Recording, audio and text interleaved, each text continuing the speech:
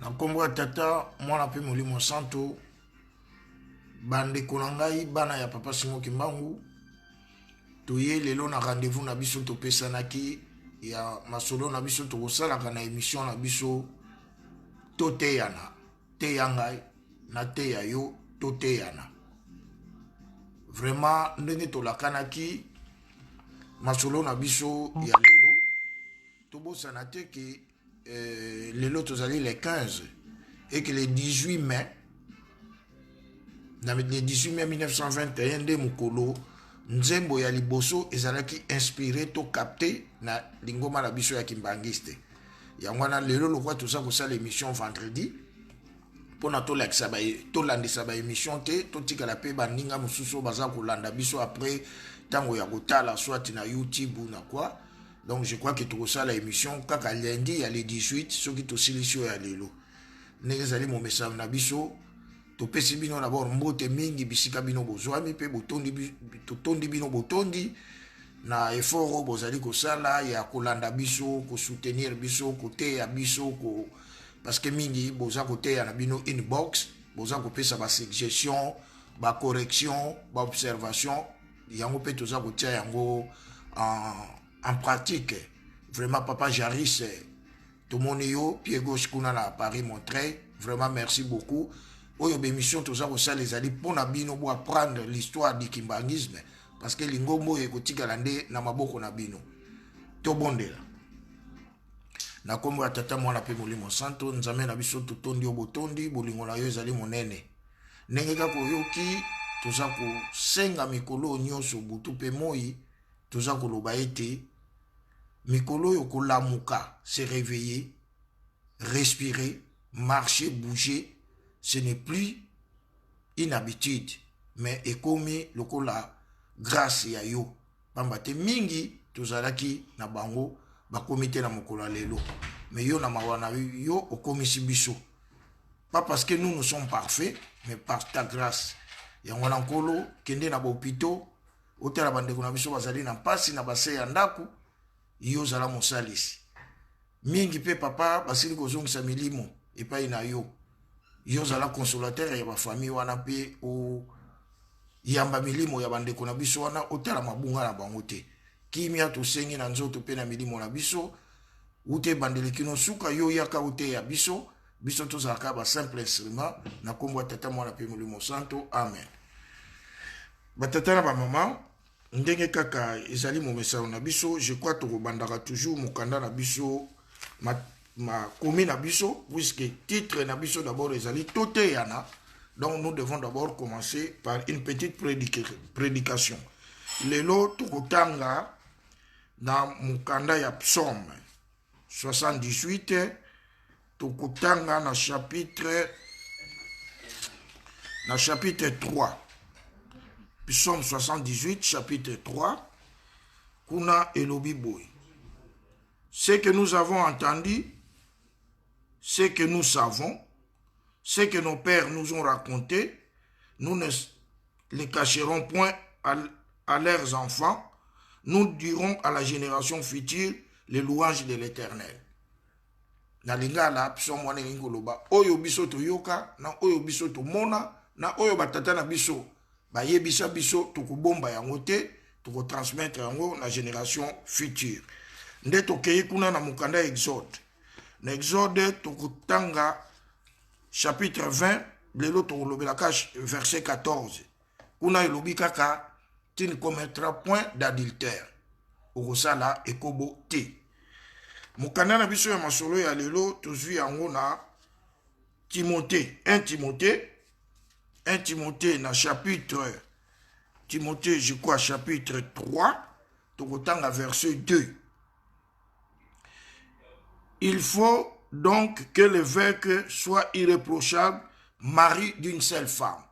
Il faut que l'évêque soit irréprochable, mari d'une seule femme. Batata na ba mama, je crois toyoki mikanda na biso totangi d'abord na psaume. Na psaume wana balobi ndenge bozolanda na nzembo na biso ya générique oyo toyoka na oyo biso tomona na oyo batata na biso betela biso masolo tokolemba te ko tatola yango. Pamba te le 2 janvier 1992 tant papa Diangenda asalaki lokola testament na ye alobaki ke ma o botala kaka nyonso na kolobaka na bino mikolo na mikolo. Lobi na lobaki, mukola yenga na lobaki, lobi kuna na lobaki, oyo na kolobaka na bino yango nde ezali ekangulo na biso. Donc c'est que to répétaka yango de façon que to déraper te, to zonga na nzela. Oyo à côté ya biso balobaki na biso mukolo na mukolo. Lelo toza na bana na biso. C'est vrai, mingi bazwaki chance ya kozwa enseignement wana te.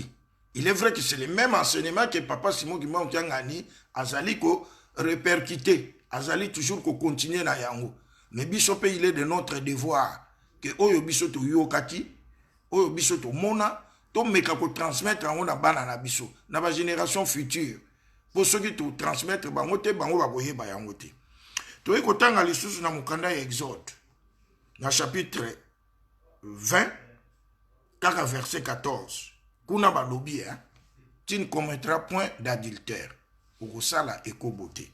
Batatana ma maman, bokoli misangai na likambo ya ekobo, tokobete la pe moi c'était parce que ekobo est comme un peu lokola institutionnalisé, si pas légalisé sous d'autres formes na lingoma na biso.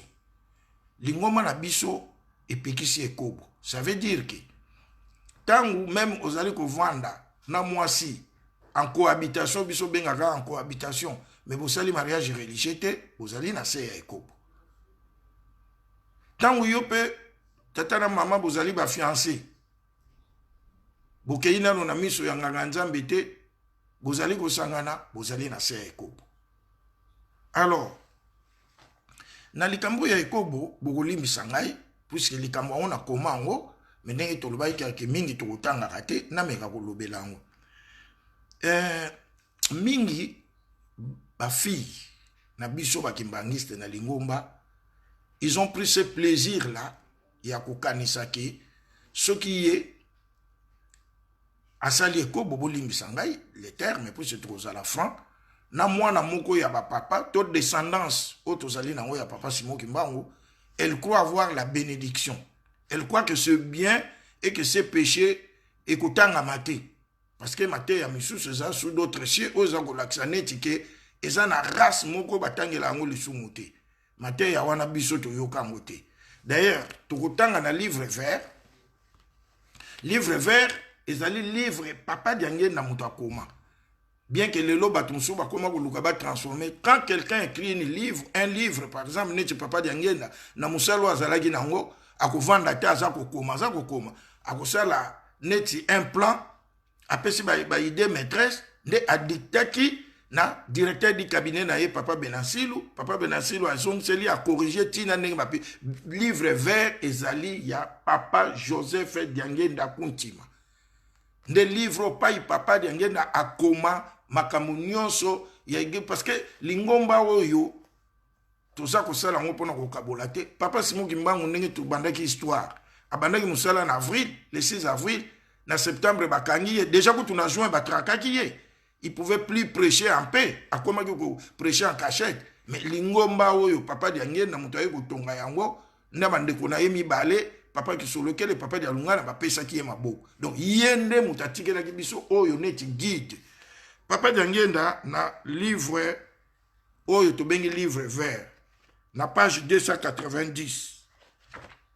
Bokota la ngope na sima yango to loba ke totangaka batata na mama. Na livre vert na page 290, je crois na troisième paragraphe, papa Diangé na komi boy. Partant de cette réalité, la théologie kimbangiste met sur pied d'égalité tous les responsables des églises tels que nous les connaissons.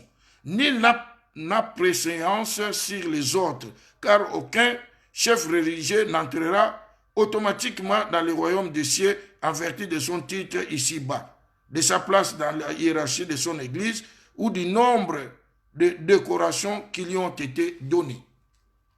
Papa Diangé dans le livre vert à l'obi, na likambo etali mobeko, na lingomba, biso nyonso toza na même pied d'égalité. Ezalité ko aza pasteur oyo azali qui que ce soit, non. Parce que ba titre wana yango ndete mutu kocha biso na lingomba. Alors tango yo oza komona plaisir ya kosalaka parce que likambo soki tote elango bamsu bakozwa ona ndenge bakozwela peut-être na ndenge ya critique ou quoi, mais toloba oyo biso tomona biso pe tozwa chance mwa moke ya kovanda kosakana na bana bapapa ndenge ka toteyaki ke na mokanda nzambe balobi mwana ya mokonzi même oyo azali héritier mais ntango aza mwana moke azandeka neti bana nyonso akosakana neti bana nyonso akokende classe neti bana nyonso akobeta bale neti bana nyonso ti ntango na ye koya kokoka mais bana ya bapapa ntango bapapa na bango misato ya suka akendaki ezali papa dia lungala batiki atiki biso. Cela veut dire que babanda ki musala na bango d'ailleurs jour oyo bapresentaki biso bango babaki banda lelo bango nde bakomi bapapa ndenge papa diange na tika kolobaki bana na biso bazali ba relève. Oui, c'est bien beau. Alors l'air bazali ba relève, faut bazala ba imitateur na bango, faut to faciliter bango tâche ya ke basala musala na bango malamu, mais ya kokende kokweisa ka bango parce que to bosana te na 1981 tant papa diange na lingo fungola temple, je crois bon tolanda le solo ye moko abeta yango que groupe moko ya bana bayaki ko trouver ye ke moyens alite au reporter date au fungola temple wana te po biso siko to sala ndenge nini ekoza mobulu pona biso papa diange na baki c'est trop tard na ko fungola babaki bon soko fungoli okomona to kota na lingoma na yo to kozwa ba grade to ko panza lingoma na to ko kota tina famille na yo. Cela veut dire tant ko kota na famille na ye. Et moi je soutiens cette thèse que Nzambe, contrairement à ce que les gens racontent, Nzambe a voulu bota Satan jamais. Tout le monde papa bango ndenge bazami sato wana ba bota Satan moko non non non. Mais Satan a koki kokwisa mwana ya papa. Voilà la réalité. Satan a koki kokwisa mwana ya papa ceux qui alandi matambi ya tatani te Satan total Satan alandaka Jésus na montagne. Pendant que nous mekai. Et ce que Jésus a se laissé faire. Nakoya, mazamu wana nzambe. Papa diange na ndenge bomoni azwa ba komeka mandenge na ndenge daye to kokendele to kenda masolo. Vous croyez que papa diange les femmes ne les tentait pas? Il les tentait, elle les tentait. Mais à télémaki nanan. Alors, biso siko to zui plaisir. Bana ya papa bazana musala munene ya kosala. Ali yo zwa plaisir. Donc beaucoup oyo bakota na lingoma na bazaki na groupe ya bana wana lelo bakoma ba jeune fille ali musala na ye kaka ya kokendo ko isaka bana ba papa elle trouve du plaisir en faisant cela ba tata na ba mama ngana za expérience moko na kosala peut-être obecha bino mabako poto lobaki oyo biso to mona na obiso to yoka yango ka to loba na lingi botala autour na bino. Ça c'est une expérience personnelle.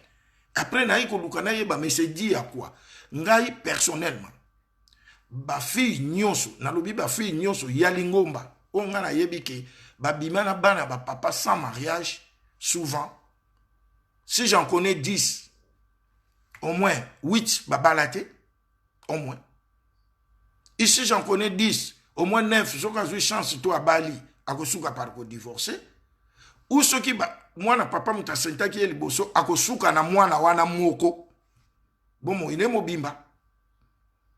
Donc voilà un peu pourquoi mingi ba kwanza ke bana ba papa bazana libabe mais non parce que na mukanda nzambe balobi okomona jamais bolumbu ya tata na yo mais biso tozo so bango neti ba tata na biso po ba remplacer ba papa ozo kendo zo fuka melayi mais après ya longoli bilamba yo osangani na ye c'est toi qui es maudite et ça le cause au moni bolumbu ya tata na yo. Alors nous trouvons ça du plaisir. Il y a même des parents qui trouvent ça du plaisir. Bakobenga yo boyo kama ti numéro pe ya mwana no opesi tu trouves ça du plaisir mo zo lukela mwana no libabe batata ba mama botala nazo sepela mingi ndenge mozo komelanga inbox regardez autour de vous ça l'expérience na yebite babi toutes règles ces exceptions mais ngai exception na otika iko mona ngoti ti na komi na ba 60 ans au moins na 8 chance à bali mais na libala on a tantôt aké abotite tantôt aké yesimbi pété ou abali pe lisusuté ou mwana moko wana babotya ye asuki ka pe na mwana moko tala autour na yo batata na ba mama totika habitude wana ezali malamuti mwana ya papa soki aza mutu soki ata mwana nini yeli yo poko kiko ramener na nzela Ah papa, mais nga naza papa, yo za papa na ngati. Ozo mona te ke ngai penda na yo vraiment pas. Mona papa moko nga si asala nga témoignage. Hein? Kabi fille moko vraiment boye, ti fille a zongisi na nzela bi. Ah, merci maman nanga.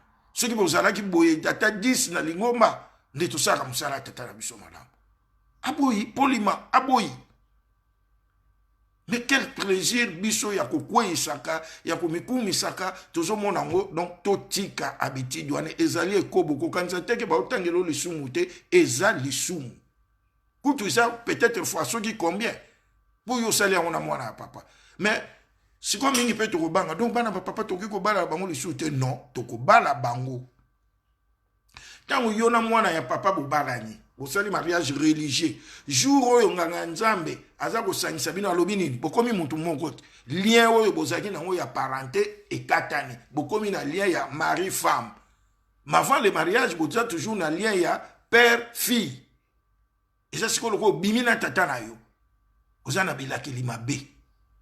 Oyo toyebi ke tokosa ndenge wana to mitia makasi na mabondeli au besoin ko luka moyen ko kene na nkamba ko sukola ko tubela likamwana po nzambe azanzambe ma wabongisa. Ne trouvons pas du plaisir en faisant cela, c'est pas bon. Toye ko tanga na mukana na biso oyo ya Timothée balobi ke bazo pesa ba condition pour que quelqu'un soit un évêque. Balobi l'évêque doit être irréprochable et mari d'une seule femme. Tozongi lisu na livre vert.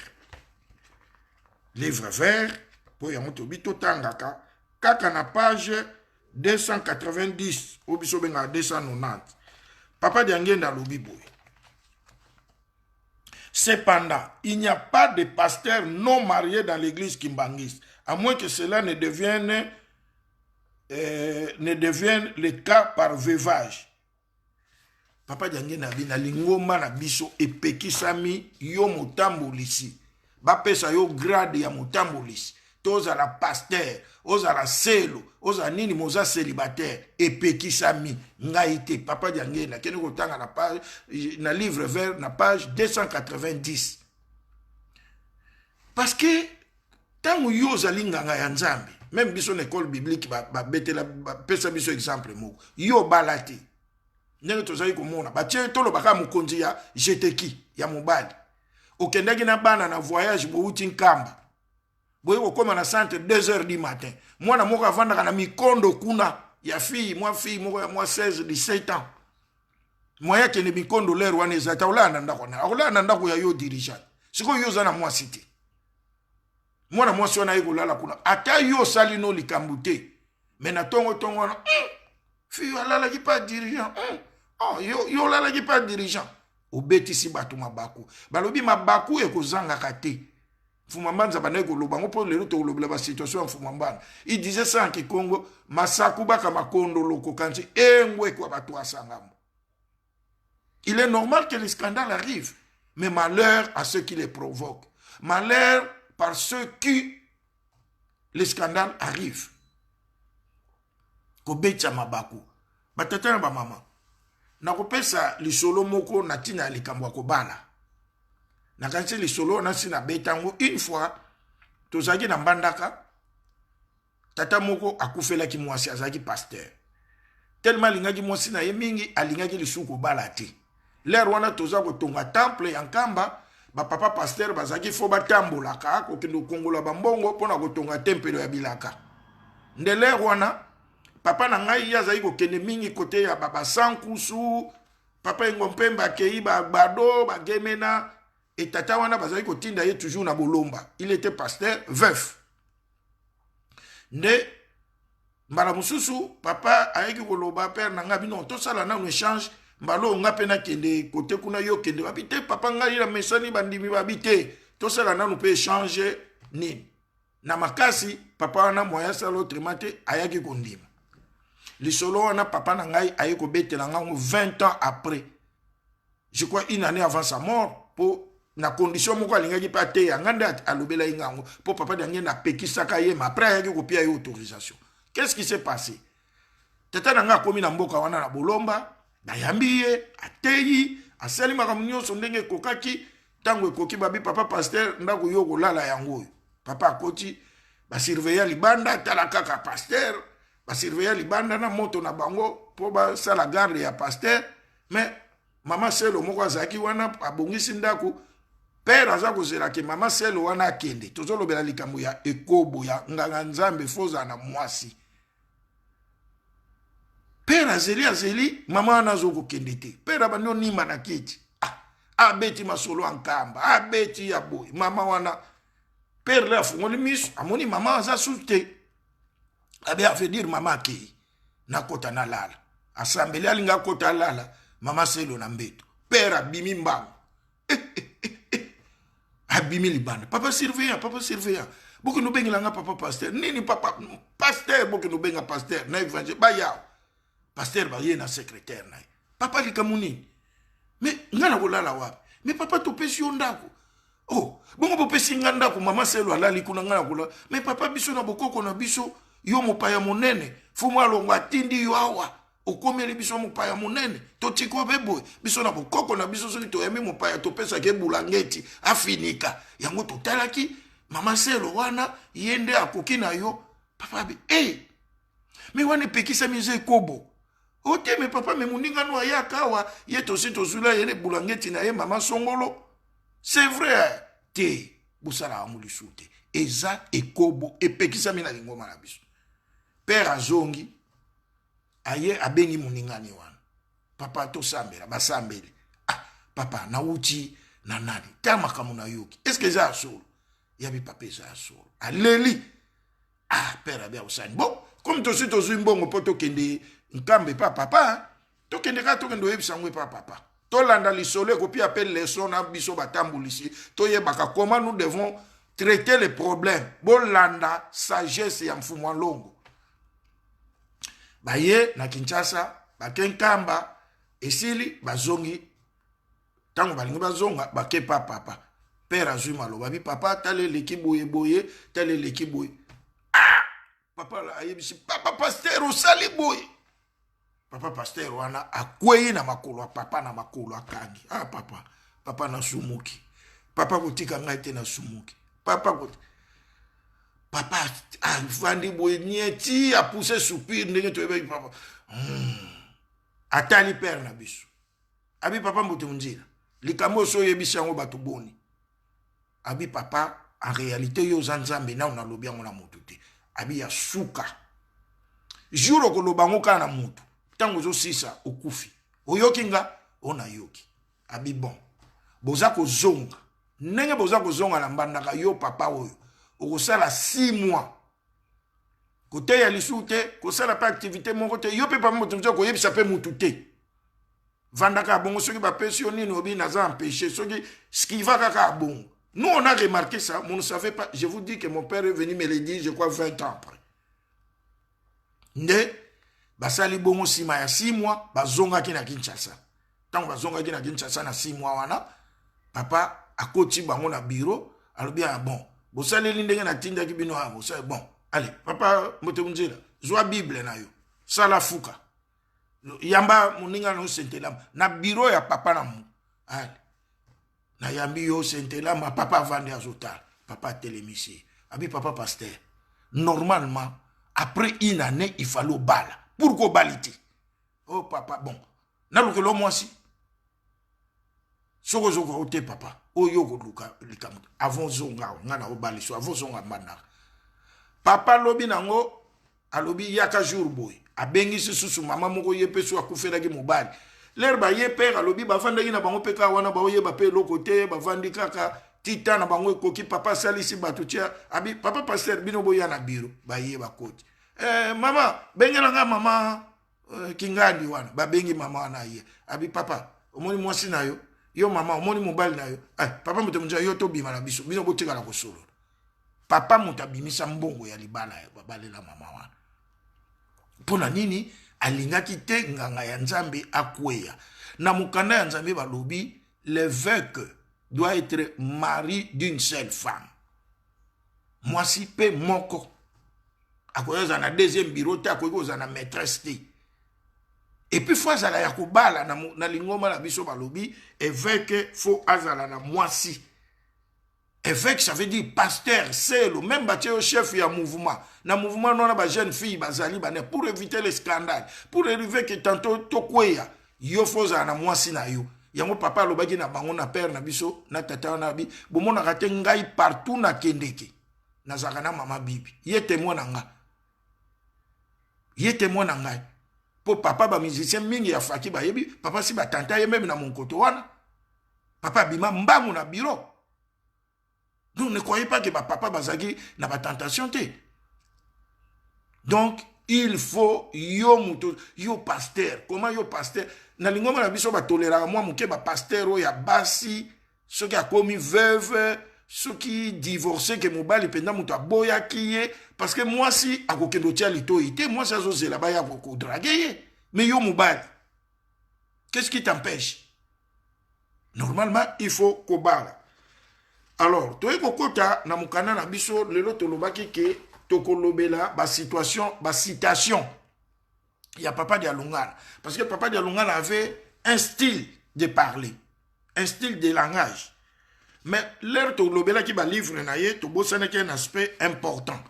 Pour mingi pele msubo mituna ya koloba. Mais Papa Dialungana, lui, on a appris qu'il n'a pas étudié, il n'a pas fait ceci. Mais comment il est arrivé à écrire des livres? Non.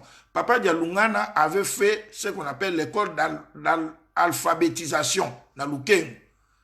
On leur avait appris à lire la Bible et à écrire. Papa Mouambanza savait quand même écrire, moi, Naninaye, pas vraiment un instruit comme tel, mais il n'était pas analphabète. Non. Il savait lire sa Bible. Alors, mais Papa Dialungana, azaki na batumi balé oyo Papa Diangenda tindela kaye to bosana ko tanga ba komo la bango, c'était les cerveaux moteurs qui ont fait asseoir l'administration en Kamba Jérusalem. Na 1960, tant que Papa Diangenda fungoli ba école, bana nyonso bazalaki ke ba parents na bango bazalaki ba kimbangiste ba bengana ki bango na école. Que le quoi bino lingoma na bino bo fungoli ba école là, si ton père est kimbangiste on te chasse. Bana belé ba bengana kana ba école. Alors zaki na tata entre autres papa Séraphin Dontoni na papa Bantimba. Bango ba komaki déjà vers ba 5e secondaire et tikala ba une année pour bazwa diplôme. Ba longoli bango na classe. Ndele ba kendake papa bibon bino na kotinda bino su na classe te. Bino nazotinda bino na nkamba. Bokendo vanda na nkamba pe na muta kyangani bokendo ko yedeye na administration. Nde to yebi nkamba papa Bantimba na papa Séraphin Dontoni wana bomona qui était devenu d'ailleurs le premier directeur du cabinet ya papa Mfouamba dans l'air ya zwaki bokonja chef spirituel bangonde basala administration nyonso ya lingoma ils sont allés des jeunes bakeko balela na maboko ya Mfouamba. Alors c'est papa Bantimba qui écrivait des livres oyo papa qui angani azoko dicter papa Bantimba azako koma. Et ba livre wana nyonso ebima na imprimerie kambe zaka na imprimerie obenga ngo impriki oui ça la bantezian tango banini. Je me souviens encore que mutazaki mukonzi ya imprimerie wana ya kambe zaki tata basosila papa ya papa oyo to benga ka basosila na kanfuma wana. Alors tokolobela quelques citations pour tout le monde lire na biso ekei ya papa Mfumambanza tokotanga ta une dizaine. Dans ce discours, il y avait des phrases que Papa Dialungana répétait souvent ou qui ne manquaient pas. Yaliboso. Nzambi katumanga kitantu ko nzambi zola katumanga. Nzambe atindaka kuinanate, nzambe atindaka bolingo. Yami bale. Tukala bonso mika miambwa lekila kumosi sikamana kumosi. Tozala lokola ba poil yambwa. Ba poil yambwa et se redressa au même moment et puis et là, la rappelle au même moment. Donc, il demande l'unité. Yami Sato. Malemba nanga muntu nzambi ulenda ngamu. Ce qui est impossible à l'homme est possible à Dieu.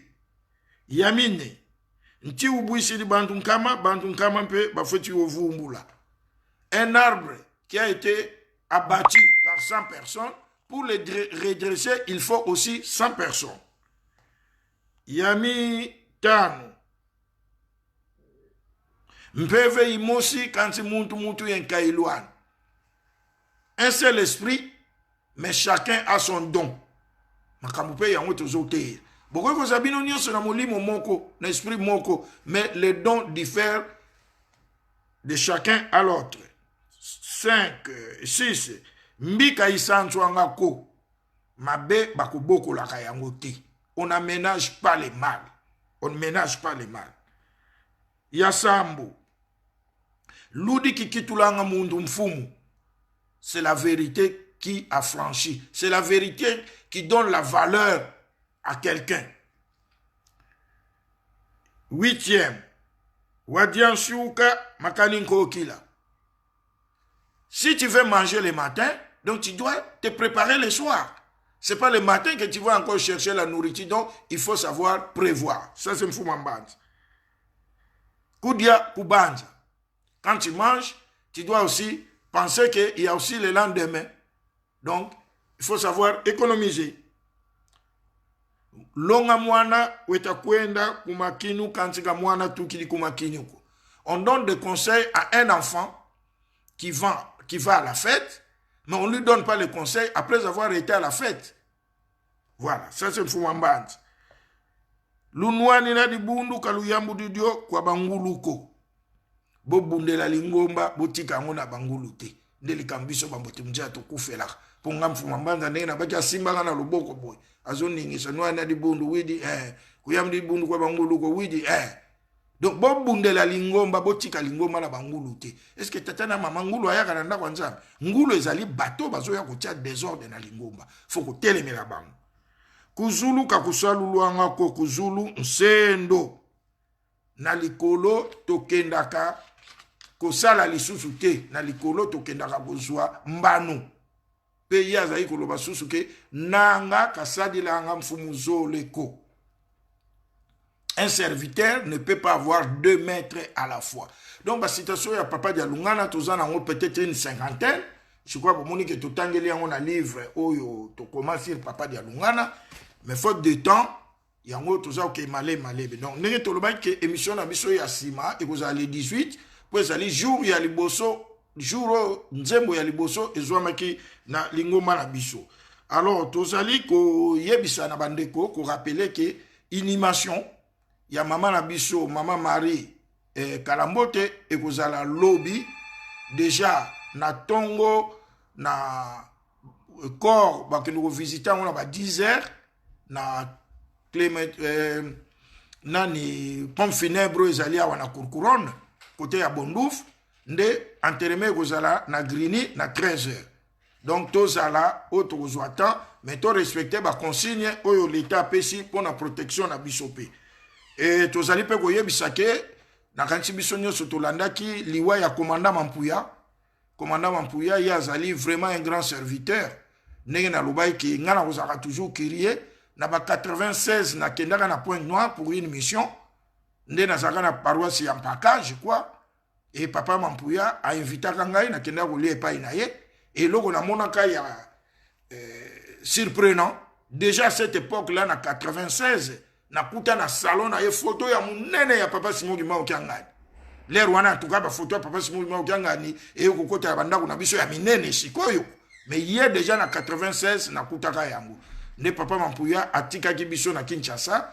Je crois que le programme est coupé sama toujours présenté ba condoléances na libota nyonso ya papa Maurice Ndala Mampuya oyo abenga mingi ayebanaki na kombo ya commandant Mampuya. Tosilisi lelo émission na biso tokokutana le 18 pona kolobela oyo etali journée ya chanson kimbangiste Tobondel. Notre Père qui es aux cieux, que ton nom soit sanctifié, que ton règne vienne, que ta volonté soit faite sur la terre comme au ciel. Donne-nous aujourd'hui notre pain de ce jour. Pardonne-nous nos offenses comme nous pardonnons à ceux qui nous ont offensés. Délivre-nous du mal, car c'est à toi qu'appartiennent dans tous les siècles les règnes, la puissance et la gloire, des siècles au siècle. Au nom du Père, du Fils et du Saint-Esprit. Amen. Botikala malamu.